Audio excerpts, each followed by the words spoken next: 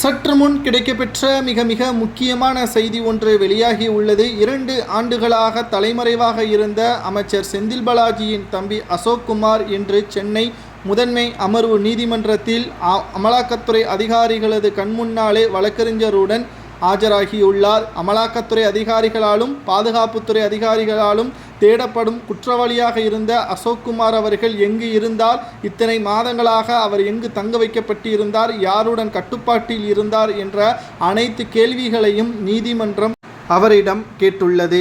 2 லட்சம் ரூபாய் அபராதம் செலுத்த வேண்டும், ஏப்ரல் 19ஆம் தேதிக்குள் என்றும் நீதிபதி தெரிவித்திருக்கிறார். செந்தில் பாலாஜி அவர்களது தம்பி அசோக்குமார் இத்தனை ஆண்டுகளாக துணை முதல்வர் உதயநிதி ஸ்டாலின் அவர்களின் பண்ணை வீட்டில்தான் தங்க வைக்கப்பட்டிருப்பதாக தற்பொழுது அமலாக்கத்துறை வழக்கறிஞர் தெரியப்படுத்தியிருக்கிறார். ஆனால் இதற்கு செந்தில் பாலாஜியின் தம்பி அசோக்குமார் அதற்கு மறுப்பு தெரிவித்து ஏலகிரியில் உள்ள ஒரு எஸ்டேட்டில் தங்கியதாகவும் தெரிவித்திருந்தார்.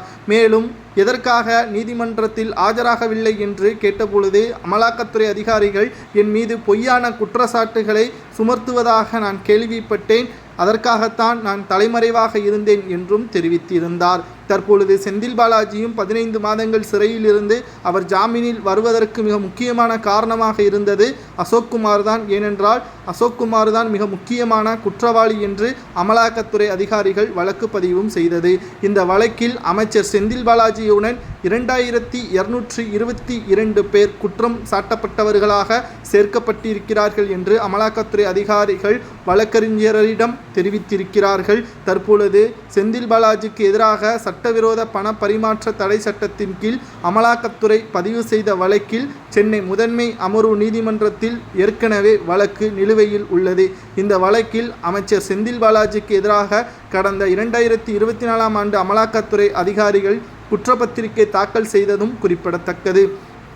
இந்த குற்றப்பத்திரிகையை சிடி மூலமாக நீதிமன்றத்தில் தாக்கல் செய்யப்பட வேண்டும் என்று நீதிபதி கேட்டபொழுது குறுக்கிட்ட வழக்கறிஞர் அதை ஆவணமாக சமர்ப்பித்தால்தான் அதன் உண்மைத்தன்மை தெரியும் என்று கூறியிருக்கிறார். செந்தில் பாலாஜியின் வழக்கறிஞர் இதை கூறியதற்கு நீதிபதி ஒப்புக்கொண்டு அதற்கு கால அவகாசம் கொடுப்பதாகவும் நீதிமன்றம் தெரிவித்திருக்கிறது.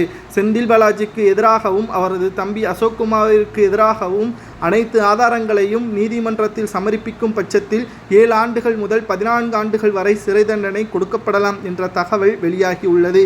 சரி, இந்த அனைத்து விசாரணையும் எந்த வழக்கு என்று பார்க்கும் பொழுது அதிமுகவின் 2011 முதல் 2015ஆம் ஆண்டு வரை போக்குவரத்துறை அமைச்சராக இருந்தார் அல்லவா, அந்த வழக்கு தான் தற்பொழுது டாஸ்மாக் வழக்கும் அடுத்த முறை விசாரணைக்கு வரவுள்ளது.